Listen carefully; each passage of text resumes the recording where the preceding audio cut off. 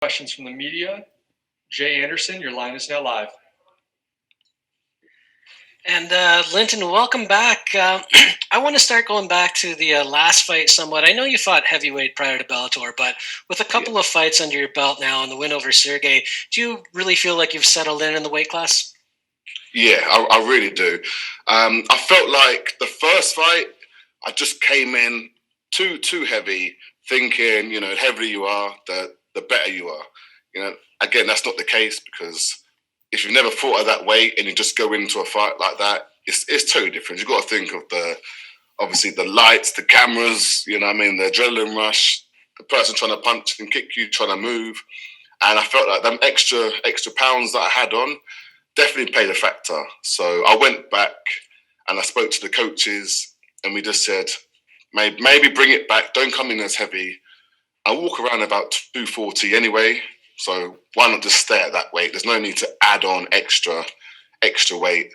And yeah, I really feel like my performance, showed everyone that I'm here to stay. And, I'm going to prove that wasn't a fluke. And you had the third round finish, obviously some excellent ground and pound work. Second round. Second round, sorry about that. Second round, mate. And then Hani's kind of a different beast. He's got the black belt, different fighter on the ground. So how do you approach this one? Again, I'm not bothered about the ground game, because I fought black belts before. I trained with black belts, and I'm a grappler myself. So yeah, if it goes to the ground, I'm more than happy to show him, that I'm the better grappler on the ground, as well as the better striker on the feet. So I haven't got a problem with it going to the ground at all. And last one for me, I asked Hani this as well. He missed the fans being present. What are your expectations in the empty arena? Are you looking forward to being able to hear that corner a little clearer, or are you a guy who feeds off that energy from the crowd? You know what? It is nice to have people chanting your name, but also, at the end of the day, I feel like when you do fight, you sort of zone out anyway.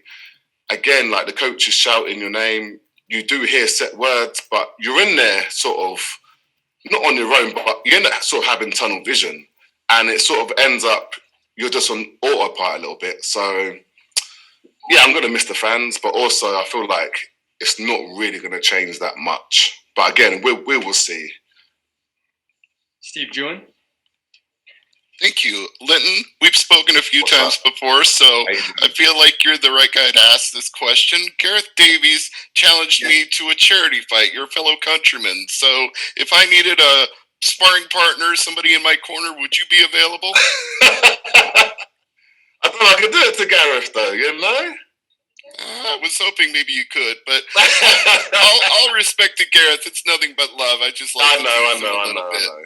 But seriously, though, this fight, it's you've had just one opponent to train for, and that's Hani Marks, but he's trained for multiple people. So do you feel you're better prepared at this point than him? Yeah, I do.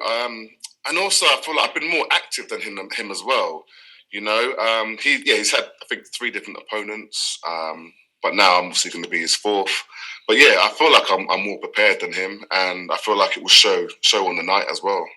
I know you just mentioned that beating Sergey wasn't a fluke, but what does it mean to you not just to get a win over Sergey, but to get a win over Hani and really say, I'm here to stay at heavyweight? Exactly. You took the words out of my mouth. That's exactly the statement I'm going to make. I'm here to stay.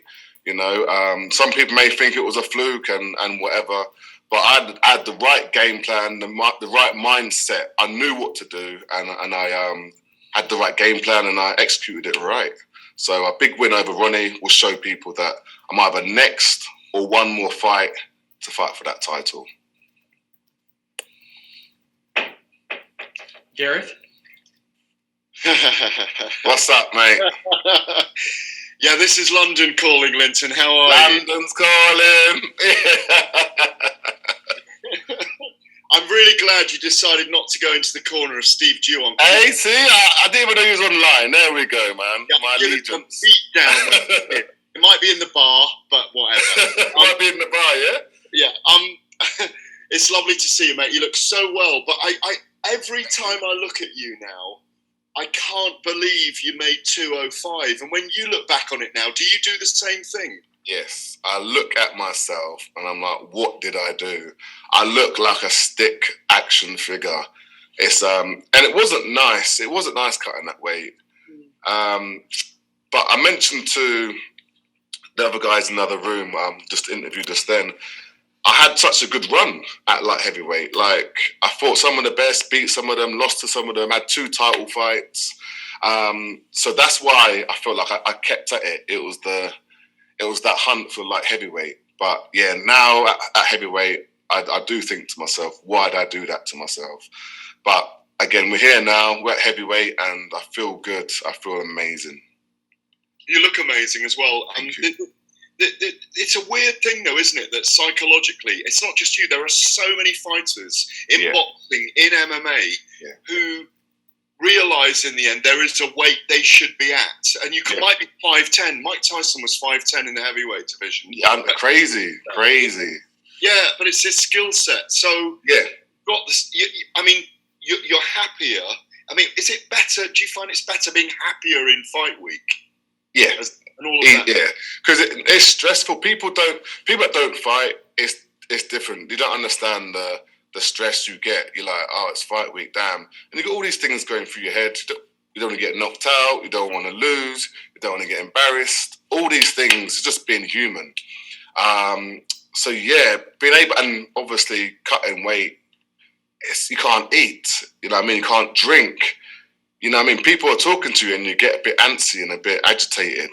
You know, you can't do certain things. At heavyweight, I can still eat, go to bed with a full belly, drink as much water as I like. You know what I mean? The energy is so much better.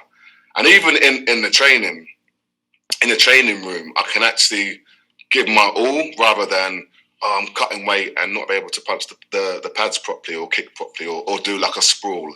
So it's so much better for people that are thinking of doing it. I would definitely suggest give it a go. You know, if you want them people that are cutting so much weight and feeling horrible, you know, when it comes to fight day or cut the weight cut day, then definitely give it a try.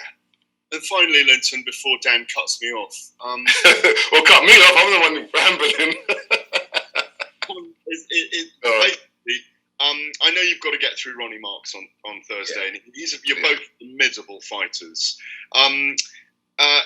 Will you not be content in your career unless you have a run at the title in Bellator and that you at least fight for it, if not win it?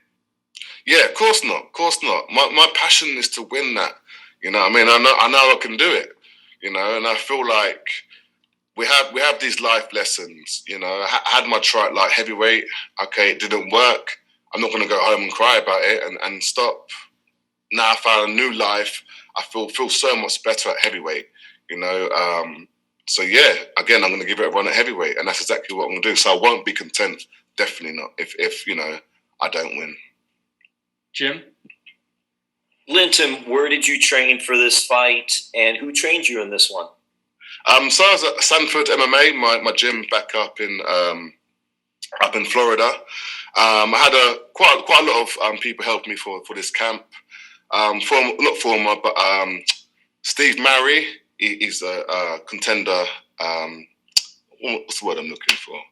He actually fights for Bellator himself, so he's an athlete, signed athlete to the roster.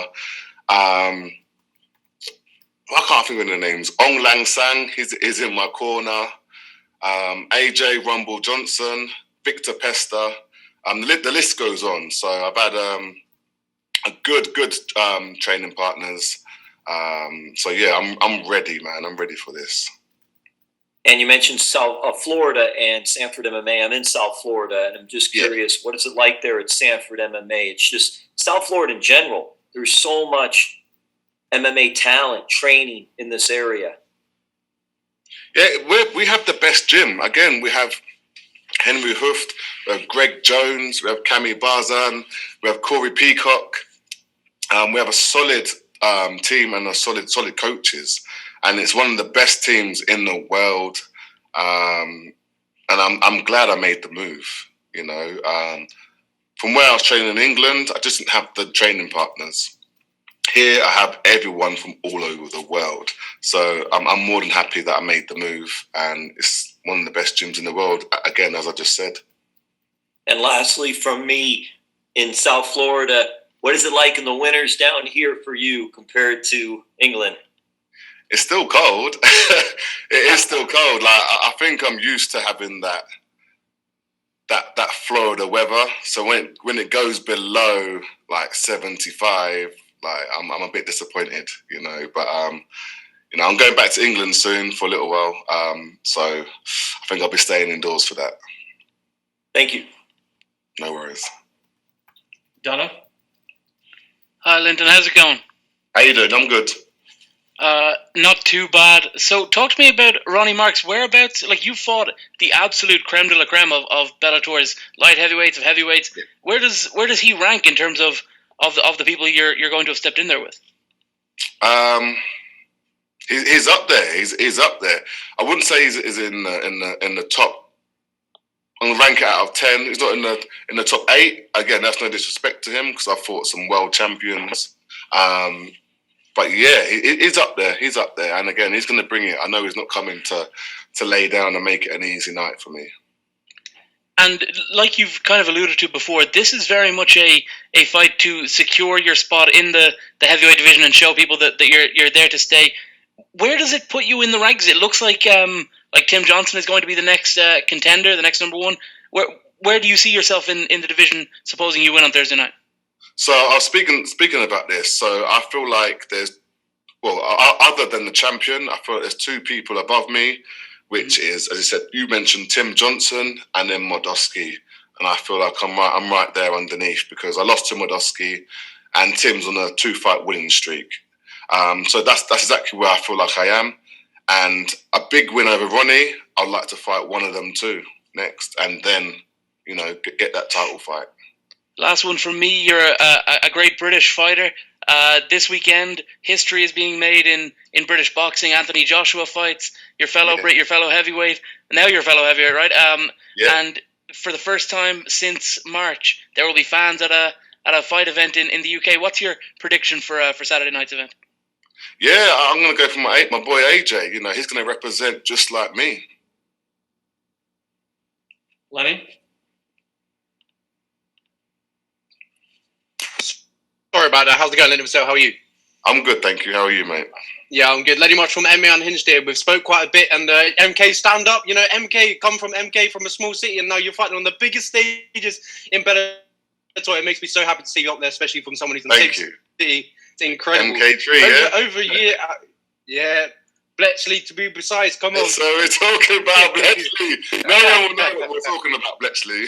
What's Bletchley? So over a year way out of the cage now, I can presume it's been frustrating to not being able to fight. It has been much frustrating. Again, with no injuries. But the good thing about it, I've been able to constantly train and up my level. So, you know, in a way, I've took a big blessing out of that.